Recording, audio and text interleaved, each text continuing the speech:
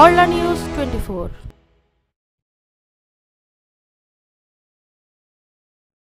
এদিকে মালয়েশিয়ায় অবস্থানরত বাংলাদেশের জনপ্রিয় তরুণ বক্তা ইসলামী স্কলার মাওলানা মিজানুর রহমান আজহারী শিগগিরই দেশে ফিরছেন।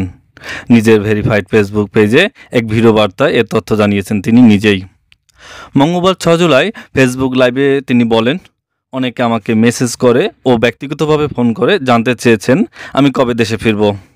আমি তাদের বলতে চাই আমি দ্রুতই দেশে ফিরব। আপনাদের সঙ্গে দেখা করবার অপেক্ষাতে রয়েছি আমি নিজেও। শিগগির সাম্য, মানবিকতার মুক্ত স্বাধীন বাংলাদেশে আমি আপনাদের সঙ্গে সাক্ষাৎ করতে চাই।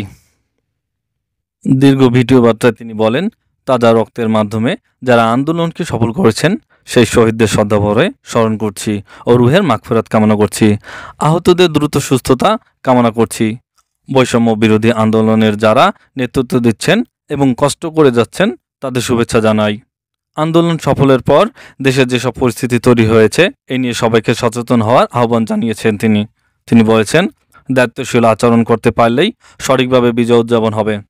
সংখ্যালঘুদের প্রতি অন্যায় না করারও আহ্বান জানিয়েছেন তিনি বলেন, বর্তমানে অনেকে সুযোগ নিয়ে সংখ্যালঘুদের উপাসনালয় ও স্থাপনায় হামলা চালাবে এবং ইসলামপন্থী ও মাদ্রাসার ছাত্রদের উপর দায় চাপানোর চেষ্টা করবে।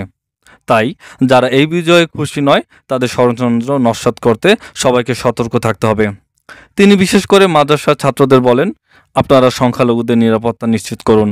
কেউ যেন তাদের উপর আক্রমণ করতে না পারে, যে বিষয়ে সতর্ক ও সচেতন থাকুন। এসব ক্ষেত্রে যদি আমরা ভুল করে ফেলি তাহলে বাংলাদেশে ইসলামে অনেক পিছিয়ে পড়বে।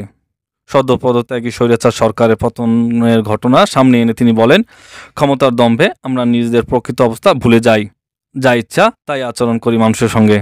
কিন্তু সাম্প্রতিক ঘটনা আমাদের দেখিয়ে দিল কোনো অত্যাচারই দীর্ঘস্থায়ী নয়। তাই এইসব ঘটনা থেকে আমাদের শিক্ষা নিতে হবে। তিনি আরও বলেন, যারা নতুন সরকার ব্যবস্থায় আসবে তাদেরকেও এই বিষয়টি মনে রাখতে হবে এবং শিক্ষা নিতে হবে। তাদেরকেও অত্যাচার পরিহারের পথ অবলম্বন করতে হবে এবং পরিহার করতে হবে।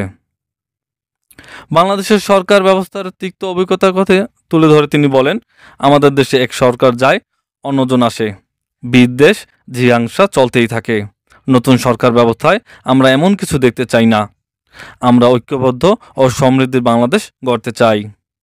বিজয়ের পর সংযত আচরণ করার আহ্বান জানিয়েছেন তিনি বলেন, আমরা বিজয় উদযাপনে এমন কিছু করি যা সমর্থনযোগ্য নয়।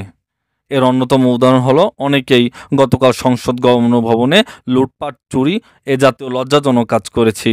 এই ঘটনায় মিডিয়াতেও লাইভ দেখানো হয়েছে। এর মাধ্যমে আমরা আসলে বিশ্ব দরবারে কি বার্তা দিলাম?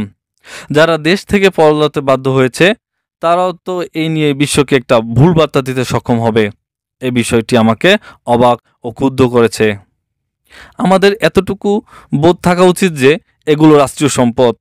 তিনি বলেন, গণভবন থেকে একটা হাঁস বালিশ নিয়ে এসে আপনি কতটুকু লাভ করলেন?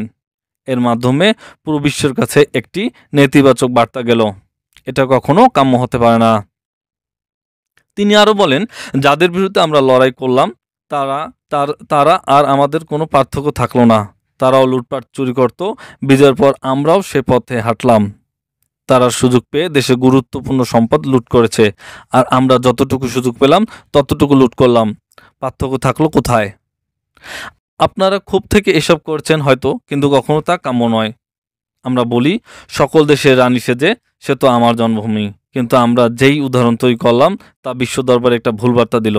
এর জন্য আমাদের এসব ফিরিয়ে দিতে হবে এবং আল্লাহ তাআলার কাছে ক্ষমা চাইতে হবে। তিনি বলেন, আমরা যদি আমাদের মানসিকতা পরিবর্তন না করি তাহলে কোনো ভালো নেতৃত্বই আমাদের উপকার করতে পারবে না। তিনি আরও বলেন, বিজয়ের এই মুহূর্তে আমরা কথাগুলো তিক্ত মনে হতে পারে, কিন্তু তবুও আমাকে এসব বলতে হচ্ছে।